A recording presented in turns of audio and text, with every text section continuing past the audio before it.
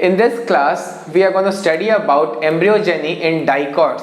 That is the formation of embryo in the case of dicotyledonous plants. So this embryo formation in dicot plants occur through various steps, and we are going to see each of these steps one by one. So in our previous class we had studied about the fertilization, that is the double fertilization which takes place in the case of angiosperms. So fertilization results in the formation of two things, that is the endosperm and also the zygote. So in this class we are going to study what happens with the zygote, or what are the stages that a zygote goes through to form the dicot embryo. So let's start from the dicot zygote. So this is the zygote that is formed as a result of fusion of male gamete और the egg cell.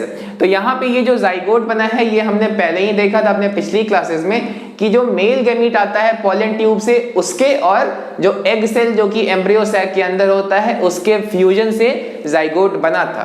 तो अब यहाँ से हम zygote के आगे की बात करेंगे. तो यहाँ पर जो जाइगोट है वो सबसे पहले एक अनइक्वल डिवीजन में जाएगा, और वो अनइक्वल डिवीजन होगा ट्रांसवर्स. ट्रांसवर्स यानी कि हम उसे नॉर्मली टर्म्स में कहते हैं कि horizontal division. So the first division that the zygote will go through would be a transverse division. So TD here means transverse division, which we are going to study here. So जो पहला division हो रहा है zygote का वो है transverse, लेकिन ये unequal division है because the two cells that are being formed as a result of the transverse division in the case of zygote are not equal. One cell is much larger as compared to the other cell. So the larger cell is called as basal or suspensor cell, and the smaller cell is called as the terminal or the embryo cell. And those two cells are formed at the opposite sides. That is, the embryo cell is formed towards the chalazal side, and the basal or the suspensor cell that is being formed is formed towards the micropylar side. So the first step that the zygote undergoes is the transverse division. और ये क्या हो रहा है? Unequal division हो रहा है. एक स्मॉलर सेल बन रहा है और दूसरा लार्जर. तो जो स्मॉलर सेल है उसका नाम है एम्ब्रियो सेल, इसी का दूसरा नाम है टर्मिनल सेल. और अगर हम इस तरह की इसकी बात करें यानी कि बेसल सेल, तो बेसल सेल क्या है? लार्जर है और उसी का नाम है सस्पेंसर सेल. अब दोनों किस साइड बन रहे हैं? तो जो हमारा एम्ब्रियो सेल है, एम्ब्रियो सेल बन रहा है चलाजल साइड में, और जो दूसरा वाला सेल है दैट इज बेसल सेल वो बन रहा है माइक्रोपाइलर साइड में. और दोनों में साइज का डिफरेंस है, स्मॉलर है और लार्जर है. So this is the first step of division of zygote. तो जाइगोट के में सबसे पहले यही प्रोसेस होगा. So first of all we also have to know about one thing कि जो डाइकॉट में एम्ब्रियोजेनी होता है इसे कहते हैं क्रूसिफर या ओनेग्रेड टाइप. तो क्रूसिफर टाइप इन जनरल हम लोग इसलिए बोलते हैं क्योंकि ये बहुत अच्छे से पढ़ा गया था. एक प्लांट होता है that is called as capsella bursa pastoris. तो इस प्लांट में काफ़ी अच्छे से हमने एम्ब्रियोजेनी पढ़ना है. जो भी साइंटिस्ट लोग थे उस पर बहुत अच्छे से पढ़े थे, और हमें भी कैप्सेला बर्सा पेस्टोरिस के बारे में जेनेटिक्स वाले चैप्टर में एग्जाम्पल्स आएंगे वहाँ पर. सो ये जो क्रूसिफर है उसी का क्रूसिफर्स होते हैं, उसी का एक मेंबर होता है कैप्सेला बर्सा पेस्टोरिस. तो उसी में ये स्टडी किया गया था, इसीलिए डाइकॉट एम्ब्रियो को हम एम्ब्रियोजेनी को हम नॉर्मली कहते हैं क्रूसिफर टाइप या ओनेग्रेड टाइप. सो ओनेग्रेड टाइप क्यों कहते हैं that we don't have to study in detail, but in general the normal terminology for dicot embryo is crucifer type और ओनेग्रेड टाइप. तो अगर हम फर्स्ट स्टेप को देखें तो हमने अभी बात किया कि स्मॉलर सेल लार्जर सेल बन रहे हैं यहाँ पर. उसके बाद क्या हो रहा है वो इंपॉर्टेंट है. तो यहाँ पर दो सेल बने हैं. तो ऊपर वाले सेल में हो रहा है ट्रांसवर्स डिवीजन और नीचे वाले सेल में हो रहा है वर्टिकल डिवीजन. वर्टिकल यानी कि जो लॉन्गिट्यूडनली होता है नॉर्मली, और यहाँ पर ट्रांसवर्स यानी कि हॉरिजॉन्टल. तो ये जो ट्रांसवर्स डिवीजन हो रहा है ये कई बार होगा, it's not just one time. तो ऊपर वाला जो बेसल सेल था उसमें कई बार ट्रांसवर्स डिवीजन हुए, तो वो एक 6 से 10 सेल का सस्पेंसर बना देगा, और सस्पेंसर के बीच में छोटे छोटे सेल होंगे और दोनों साइड में थोड़े बड़े साइज के सेल होते हैं. तो जो सस्पेंसर सेल है वो बहुत ही रैपिड ट्रांसवर्स डिवीजन में गया. तो ये वाला जो सस्पेंसर सेल है वो ट्रांसवर्स डिवीजन में गया. उसके बाद वो क्या बना दिया? 6 से 10 सेल का सस्पेंसर. यानी कि उसने ये जो फॉर्म किया यहां से लेकर यहां वाला स्ट्रक्चर, ये वाला पार्ट, ये या फिर ये बोले या ये, तो ये जो स्ट्रक्चर उसने फॉर्म किया है उसे हम कहते हैं suspensor. So that is labelled here. So it is also the suspensor, likewise this, likewise the other two. So जो ऊपर का पोर्शन है दैट इज द सस्पेंसर. और ये किसने बनाया है? ये बनाया है बेसल सेल ने. कैसे बनाया है? ट्रांसवर्स डिविजन्स के थ्रू. अब इस सस्पेंसर के दो सेल्स बहुत ही ज्यादा इंपॉर्टेंट हैं. एक जो कि सस्पेंसर का पहला सेल है, और वो सस्पेंसर का पहला सेल हमें पता है कि सस्पेंसर बना था माइक्रोपाइलर साइड में. तो जो पहला सेल है सस्पेंसर का उसे बोलते हैं हॉस्टोरियल सेल, और ये हॉस्टोरियम की तरह बिहेव करता है. नाउ आपने 11th क्लास में कुछ पैरासिटिक प्लांट्स के बारे में पढ़ा होगा जिसमें कि हॉस्टोरियम के बारे में पढ़ना था. तो कुछ रूट्स ऐसे होते हैं जिनको हम कहते हैं हॉस्टोरियल रूट्स. तो ऐसे रूट्स दूसरे प्लांट से या फिर दूसरे टिश्यू से न्यूट्रिशन चुरा सकते हैं या न्यूट्रिशन एब्जॉर्ब कर सकते हैं. तो इन हॉस्टोरियल सेल का प्रॉपर्टी ट्रांसफर सेल की तरह होता है. तो ट्रांसफर सेल में जो सेल मेम्ब्रेन होता है वो अंदर की ओर डिप्रेस्ड होता है. So these are the things that you must have studied in your 11th class in the case of plants. तो वो जो पैरासिटिक प्लांट्स के जो हॉस्टोरियल रूट्स होते हैं उसी की तरह ये भी काम करेगा, यानी कि ये भी न्यूट्रिशन को एब्जॉर्ब करेगा. लेकिन ये कहां से न्यूट्रिशन को एब्जॉर्ब करेगा? तो ये इन जनरल बाहर से, यानी कि एम्ब्रियो सैक के जो बाहर वाला एरिया होता है दैट इज द न्यूसेलस. तो ये न्यूसेलस से न्यूट्रिशन को एब्जॉर्ब करने की कोशिश करता है. तो हॉस्टोरियल सेल का फंक्शन है कि जो बाहर में न्यूसेलस है वहां से इसे न्यूट्रिशन लेकर के और अंदर में एम्ब्रियो सैक को या फिर एम्ब्रियो को ट्रांसफर कर सके. तो हॉस्टोरियल सेल का ये फंक्शन है. और हॉस्टोरियल सेल इस पूरे सस्पेंसर का पहला सेल को कहते हैं, जो कि काफी बड़े साइज का होता है. इस पूरे सस्पेंसर में जो सबसे बड़ा सेल है वो है हॉस्टोरियम या फिर हॉस्टोरियल सेल कह सकते हैं. तो ये क्या कर रहा है? न्यूट्रिशन एब्जॉर्ब कर रहा है. तो वो उसका फंक्शन है. अब इसी सस्पेंसर का जो सबसे आखिर वाला सेल है उसे कहते हैं हम हाइपोफाइसिस. तो हाइपोफाइसिस का फंक्शन थोड़ा सा डिफरेंट है. ये यहां पर तो न्यूट्रिशन का एब्जॉर्प्शन नहीं करेगा, लेकिन ये आगे जाके रेडिकल और रूट कैप का फॉर्मेशन करेगा. That is the last cell of the suspensor towards the embryo. तो एम्ब्रियो नीचे की ओर बन रहा है. तो सबसे लास्ट सेल कौन हो गया? ये वाला जो मैंने ब्लू से बनाया है. तो ये सेल को हम कहते हैं हाइपोफाइसिस. और हाइपोफाइसिस बाद में जाके रेडिकल बनाएगा और रूट कैप बनाएगा, और रेडिकल से ही आगे जाके रूट बनते हैं. तो ये जो हाइपोफाइसिस है ये दो चीज बनाएगा, रेडिकल एंड रूट कैप. सो ये हो गया सस्पेंसर की बात. तो सस्पेंसर के दो सेल्स इंपॉर्टेंट है, हॉस्टोरियल जो कि न्यूट्रिशन एब्जॉर्ब कर रहा है, और हाइपोफाइसिस जो कि एम्ब्रियो के साइड में जो कि नीचे बन रहा है. ये बाद में रेडिकल और रूट कैप का फॉर्मेशन करता है. रेडिकल को हम यहाँ पर रूट टिप भी बोल सकते हैं. तो रूट टिप बोले या रेडिकल बोले बात लगभग सेम ही है. नाउ अब हम एम्ब्रियो सेल की बात करेंगे. हमने तो अभी बात कर लिया सस्पेंसर का, अब हम एम्ब्रियो सेल की बात करेंगे. तो एम्ब्रियो सेल छोटे साइज का था पहले. तो वहां पर उसके बाद क्या हो रहा है? वहां पर वर्टिकल डिवीजन हो रहा है. वर्टिकल डिवीजन से लाइकवाइज यहां पर आप देख सकते हैं कि वर्टिकल डिवीजन हुआ है, हॉरिजॉन्टल नहीं हुआ है. तो एक बार वर्टिकल डिवीजन हुआ तो 2 एम्ब्रियो सेल बन गए, 2 बार हुआ तो 4 एम्ब्रियो सेल बन गए. तो इस स्टेज को हम कहते हैं क्वाड्रेंट स्टेज. अब यहां पर एक ट्रांसवर्स डिवीजन होगा. तो इन दोनों केस में वर्टिकल डिवीजन, लेकिन यहां पर क्या हो रहा है? ट्रांसवर्स डिवीजन यानी कि हॉरिजॉन्टल डिवीजन. तो इसकी वजह से यहां पर 2 लेयर के सेल बन गए. जो सस्पेंसर के साइड में है उन्हें बोलते हैं हाइपोबेसल लेयर, और जो नीचे यानी कि जो चलाजल साइड में है उन्हें बोलते हैं हम एपीबेसल लेयर. दोनों अलग अलग स्ट्रक्चर को फॉर्म करेंगे. ये जो फॉर्मेशन हो रहा है ये ट्रांसवर्स डिवीजन के थ्रू हो रहा है. यानी कि हमारा जो 4 एम्ब्रियोनिक सेल था जो कि क्वाड्रेंट स्टेज पे था, ये बना था वर्टिकल डिवीजन से, और उनमें हुआ है हॉरिजॉन्टल डिवीजन जिसे हम बोलते हैं ट्रांसवर्स डिवीजन. तो उसकी वजह से ये बन गया 8 लेयर, 8 सेल, और 8 सेल 2 लेयर में है, 2 उधर, 4 इधर और 4 इधर. तो उधर वाले यानी कि सस्पेंसर साइड वाले को क्या बोलते हैं हम लोग? हाइपोबेसल. और जो चलाजल साइड में है उसे बोलते हैं हम epibasal. That is the embryo cell undergoes 2 vertical divisions and one transverse division to form the octant stage. अब octant stage यानी कि ये 8 सेल का स्टेज बन गया। अब 8 सेल में 2 लेयर हैं, एपीबेसल और हाइपोबेसल, यानी कि ये वाले हाइपोबेसल और नीचे वाले एपीबेसल। अब दोनों अलग अलग स्ट्रक्चर को फॉर्म करेंगे। हाइपोबेसल जो है वो बनाएंगे हाइपोकोटाइल,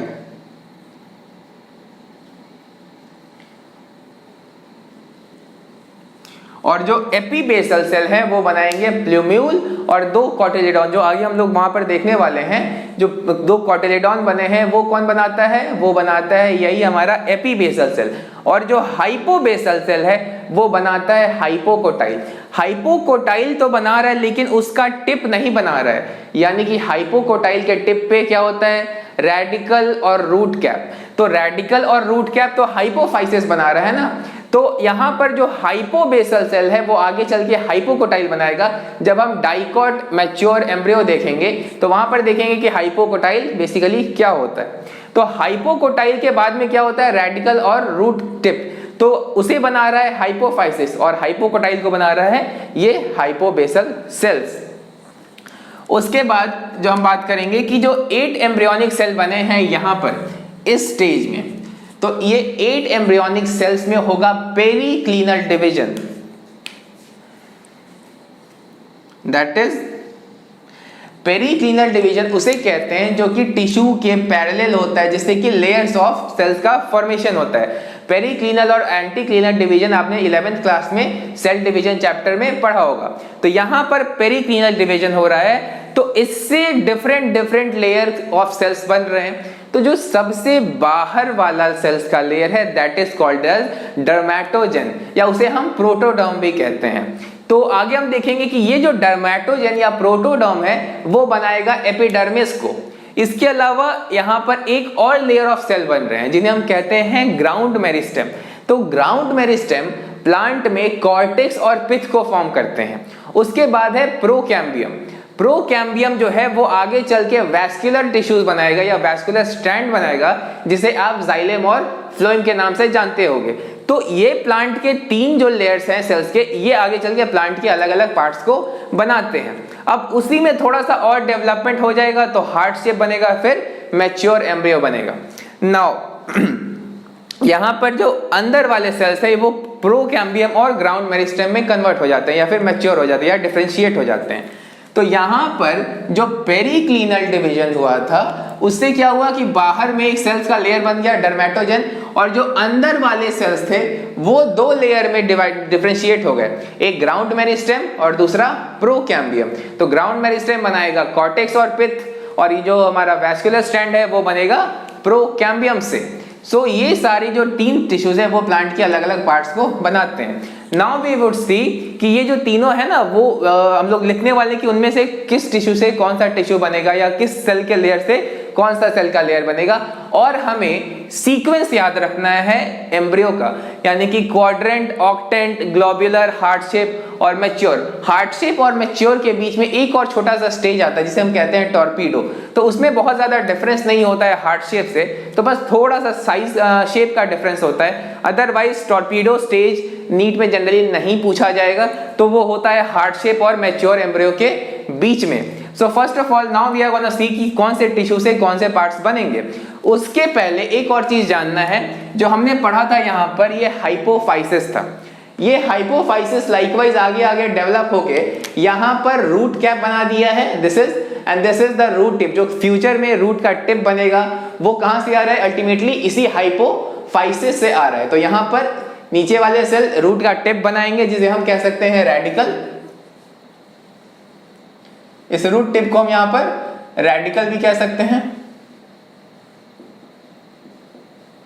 और जो उसके ऊपर वाला पार्ट या उसका जो कवरिंग होता है उसे हम बोलते हैं root cap. So now we'll study what happens in these 3 study about the various layers which give rise to various tissues. So this dermatogen layer is giving rise to epidermis. From there, this ground meristem, that is the reddish layer that I have drawn here, is giving rise to the cortex and pith, and also the procambium is giving rise to the vascular strand. तो vascular strand के ही अंदर आते हैं xylem and phloem, यानी कि xylem and phloem को हम साथ में बोलते हैं वैस्कुलर टिश्यूज। सो अब हम देखेंगे कि stages in development of embryo. तो ये डेवलपमेंट के जो स्टेजेस है ये हमें याद रखना है और ये बहुत कॉमनली पूछे जाते हैं नीट में, ये बहुत ही कॉमन क्वेश्चन है। तो यहाँ पर ये याद रखना है कि सबसे पहले जाइगोट है, दैट्स ऑब्वियस, फिर जाइगोट के बाद ये 2 सेल का स्टेज आया, फिर ये आया क्वाड्रेंट स्टेज, क्वाड्रेंट स्टेज के बाद ऑक्टेंट स्टेज, ऑक्टेंट के बाद ग्लोबुलर, ग्लोबुलर के बाद हार्ट शेप, हार्ट शेप के बाद एक एक्स्ट्रा है जिसे हम कहते हैं टॉर्पीडो। तो ये जो टॉर्पीडो शेप्ड एम्ब्रियो होता है वो इससे थोड़ा सा थिनर होता है और इससे थोड़ा सा थिकर होता है, सो वो हार्ट शेप्ड और मैच्योर एम्ब्रियो के बीच में आता है। दैट इज यहाँ पर जो मेन क्वेश्चंस आते हैं वो यहाँ से आते हैं, यानी कि ग्लोबुलर स्टेज से लेकर के मैच्योर तक का ऑर्डर पूछता है कॉमनली नीट में। एक बात तो यहाँ पे याद रखने वाली है कि ये जो ग्लोबुलर एम्ब्रियो है ये रेडियली सिमेट्रिकल होता है,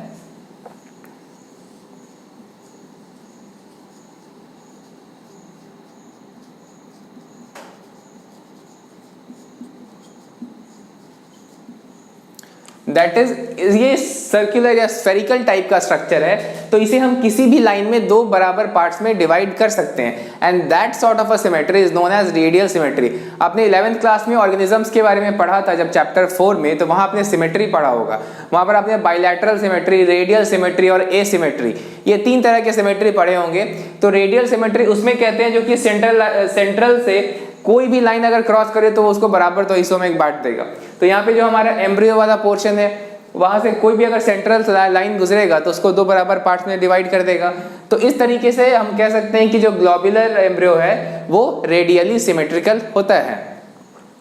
उसके बाद आते हैं कि एडल्ट या फिर मैच्योर एम्ब्रियो या फिर जो डाइकॉट एम्ब्रियो जब वो फॉर्म हो चुका है पूरी तरह से तो उसका शेप कैसा है, और उसको हम यहाँ से भी समझ सकते हैं या वहां से भी समझ सकते हैं।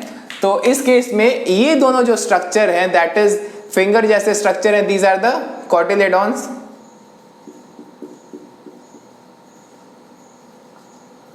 सो दिस इज द कॉटिलेडॉन,